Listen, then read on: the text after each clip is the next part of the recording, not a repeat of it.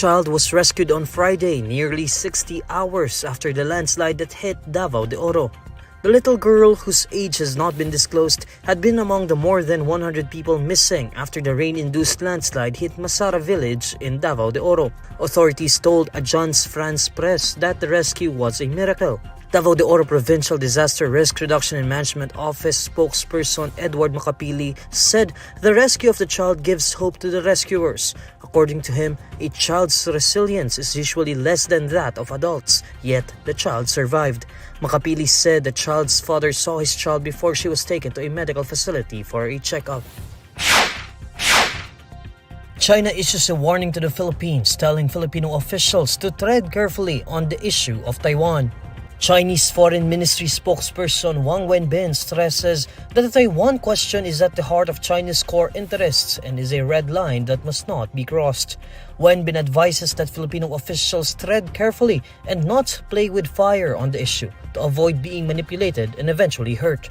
The Chinese official further says that Manila and Beijing relations should be predominated by only friendly exchanges. China made the remark following an order by Defense Secretary Davao to raise military presence in Batanes, which is the Philippines' northernmost province that is near Taiwan.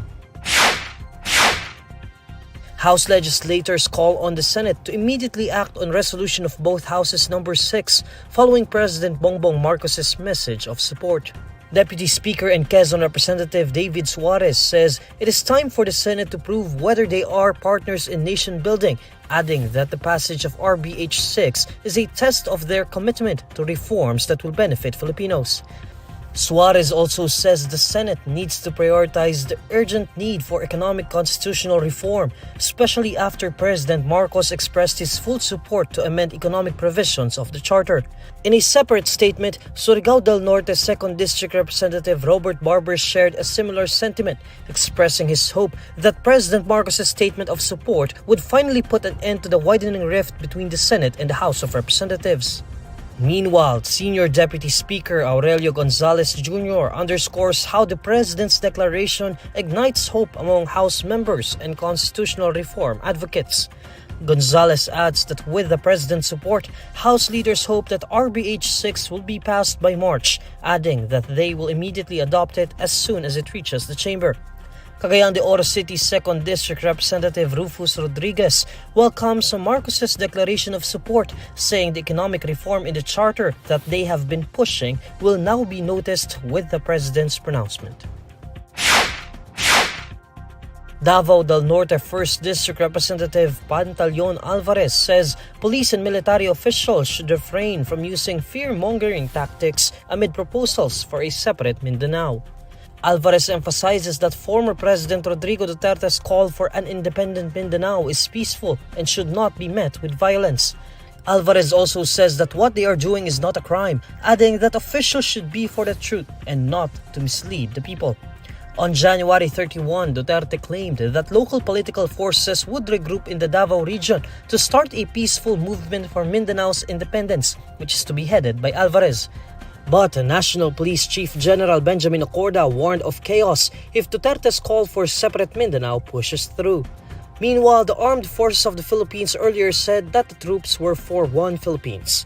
Presidential Peace Advisor Carlito Galvez Jr., who served as an AFP chief in 2018, said Duterte's call would destabilize the country.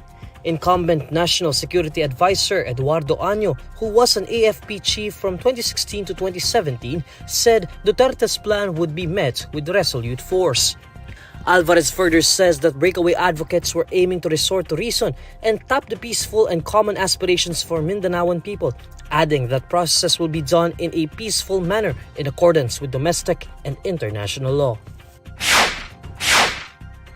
The Department of Environment and Natural Resources will not issue any suspension order on apex mining following the Davao de Oro landslide.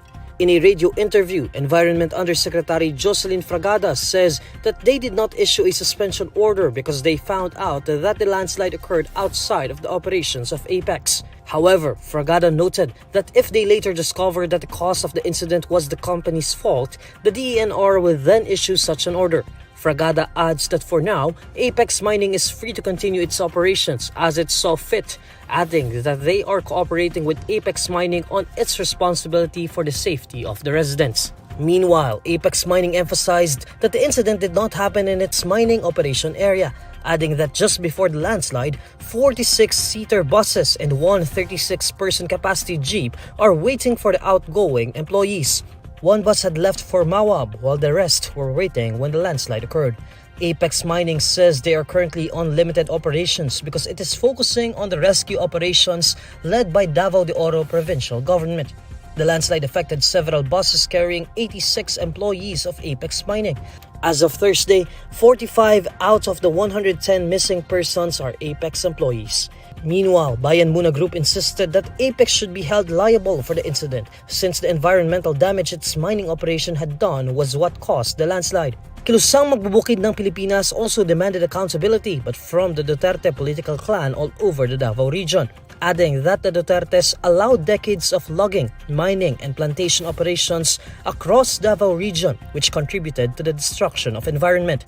The Inquirer reached out to Apex to get a comment about Bayan Muna's statement, but it has yet to respond.